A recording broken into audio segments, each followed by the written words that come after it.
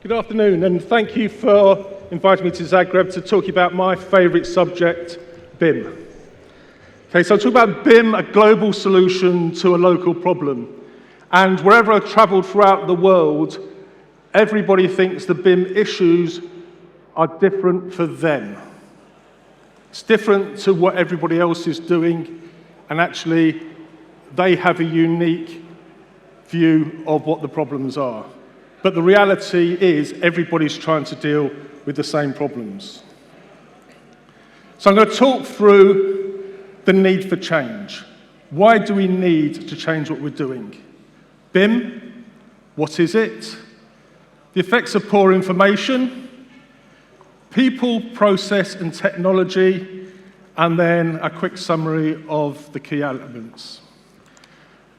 So the need for change. These are the global drivers. And if I was talking to you about modern methods of construction, sustainable design, whatever BIM, they're the same three things. Social, environmental, economic. We've only got to look at what's happening on predicted population growth throughout the world. By 2050, we should have the equivalent of 7 new USA numbers of people on the planet. That's all the hospitals, housing, leisure, retail, everything else those people need. And we've got to do that within the resources we have. We've got to meet all the environmental requirements, what's going on with the COPs in Egypt, etc., how we deal with those, and also how we deal with it economically. So that's globally. But then you look at local, and it's the same things. What takes priority in different places depends on particular needs, but it's still the three main topics which are driving this. And we've talked a lot about BIM. You've seen a lot about BIM today in terms of projects, and it's the effect of producing BIM for design, how the benefits of that can be reaped into construction. And it's this information that we use in the design aspect, which then can be passed through to construction. But the reality is that's tiny.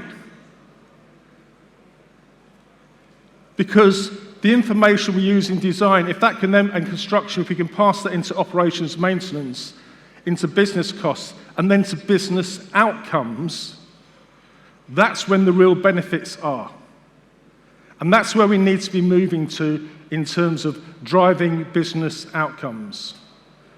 Joe, in his presentation, talks about things like organisation information requirements, asset information requirements, these things which are set up in the ISO standards, which are basically what information do we need to pass through the whole process. And there's also this push for Construction 4.0. Okay, and all the digital transformation that needs to take place. You've seen things with big data, drones, lots of demonstrations going on, cloud-based stuff, AI, virtual reality. You've only got to walk outside and you can see it all going on, augmented realities. You know? Up the top there, sensors driven in the build modelling from one of the projects I took place with at the BRE. All this is possible, all this is going on, people are doing it out there. And then we come to what is BIM. Okay, so it's not just 3D CAD, 3D modeling. Said I was doing that 30 plus years ago. It's not next generation, it's here and now. And the BIM task group, when the UK set its BIM mandate, set out this definition that BIM is essentially value-creating collaboration through the entire life cycle of an asset, underpinned by the creation, collation, and exchange of shared 3D models, and most importantly of all, intelligent, structured data. And it's that intelligent, structured data which is going to change the whole way we do business. How we can then use the information into the operations, maintenance, and business outcomes. But what we like to think that this is really about, it's about better information management. And that is what is driving the whole process. But the problem is, we've got 200 people in a room, we have 200 definitions of what BIM is. So we can talk about BIM as the building information model. People buy some software, copy of Revit, they produce a model, and then produce the same drawings they produce on the drawing board or in their CAD. But they can tell you they're doing BIM because of the label on the piece of software. You've seen some good examples today of information modeling, the use of cost, sequencing, other use of the data. And then we get into the information management, which is the whole management of the process about how we go about doing that modeling and how we produce the information model. So we have what is produced, how we produce it, and the what, who produces it, what, and when.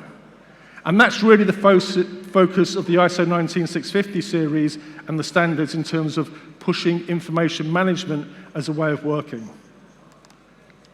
And we'll talk about the BIM as a thing, so we have the graphical, the non-graphical, and the documentation.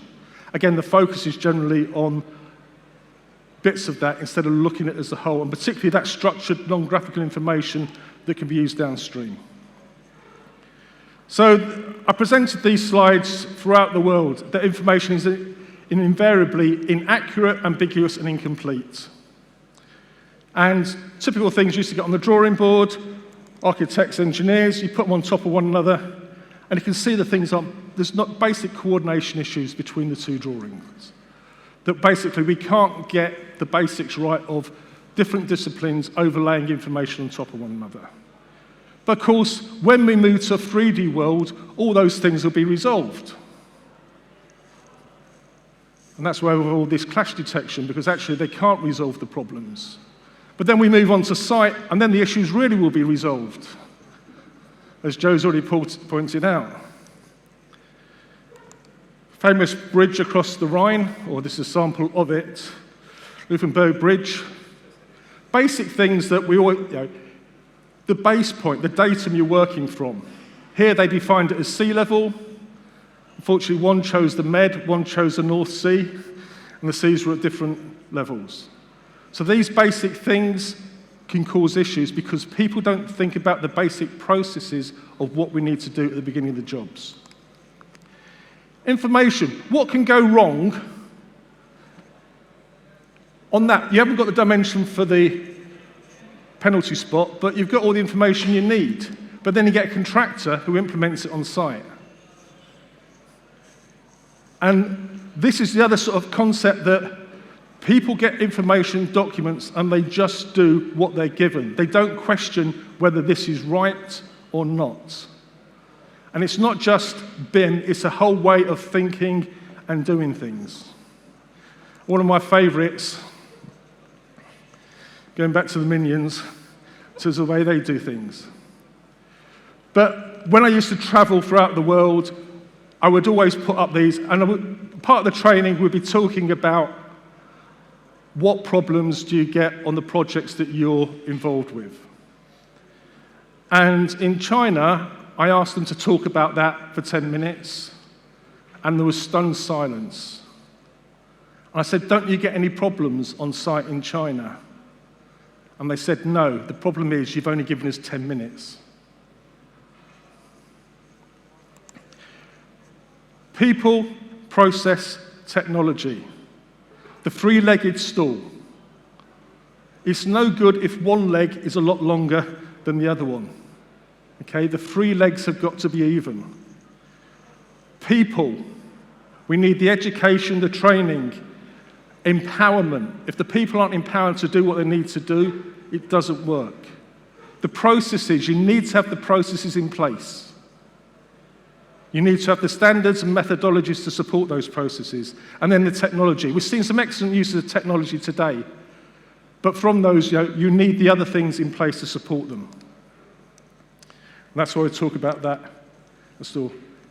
Here's some of the places that I've given at least 3 or 4 day training courses. So I travel around the world presenting and talking to those from New Zealand, South America. So here was the ambassador in Chile, went over to those. Brazil, worked with Finitec over there for several weeks, working on their projects. China State Construction, presented out there. I'll talk about Hong Kong in a bit. In Galway in Ireland, again, working with them, helping developing particular teams over there, training. They've all basically picked up, they need to resolve how they model, how they need to go about that, the modeling and the information management process. The big thing is that education and training. And that you can't just focus on one aspect of it, you need to look at educating the industry why they're doing it, as well as giving the training on how to do it. And the problem is industry always puts up blockers. Why will we not do it? Why won't companies do it? Whether that's education, training, cultural standards, cost of technology, these are the blockers they will all come up with, and you need to remove those. A lot in the work in the UK was developing all these standards and guidance, etc., that started from 2007, went through 12, to remove those blockers. But then in the UK, they were removed and they were replaced by the ISO 19650 framework of standards. And they're developing now. 4's just been released, 6 is on its way. Okay, but they provide the key framework on it. Now, some of the work I happened to do over COVID was rewriting the Hong Kong Construction Industry Council standards, which basically took the 19650 processes and went through those and put them into the local terminology that they could use. And supporting them, we also developed the templates of these OIRs, AIRs, PIRs, structured information, security, etc., providing all that information to drive it. We've talked about technology. You've seen examples of this cloud into technology. 3D modeling, this was BRE, the site my team modeled, how we linked it all to VR and sensors and did all sorts of clever things with it. It's all possible. You've seen examples of things like this, construction sequencing on videos and that going on there. This is all possible, all easy. And I said, linking IoT data to the models, putting it into likes of Unity gaming engines, walking through, linking data to drive the, all that's possible, bit of programming skills, and you can get on and you can do it. But in summary, okay, you need to define what BIM is. Okay, on any project you're working on, in any group you are, you need to define what that is and document it. You need to work out the people, process, it, technology. If the peoples don't have the skill, you need to educate and train them. You need to basically look at the international standards, what's been going on there in terms of ISO 19650 and all the other ones, IFC, and there's hundreds of standards associated with it. But then you need to look at the local definitions of those based on how you procure, how you work within your own particular environments. And then development and supporting guidance, clear ownership responsibilities, and ideally some industry funding and involvement to drive things forwards. We talked about BIM, and different people are doing all three of those, but you basically need to make sure you're covering the three key aspects. And then we've also talked about the trilogy of people, process, and technology. Finally, there's already work being proposed here in terms of localization.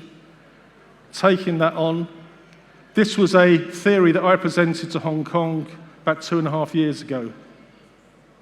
They had good business standards groups, they had good industry groups, and they got together and they all came as one unit. It was a lot of hard work, but they produced these documents and the guidance to support how they do things.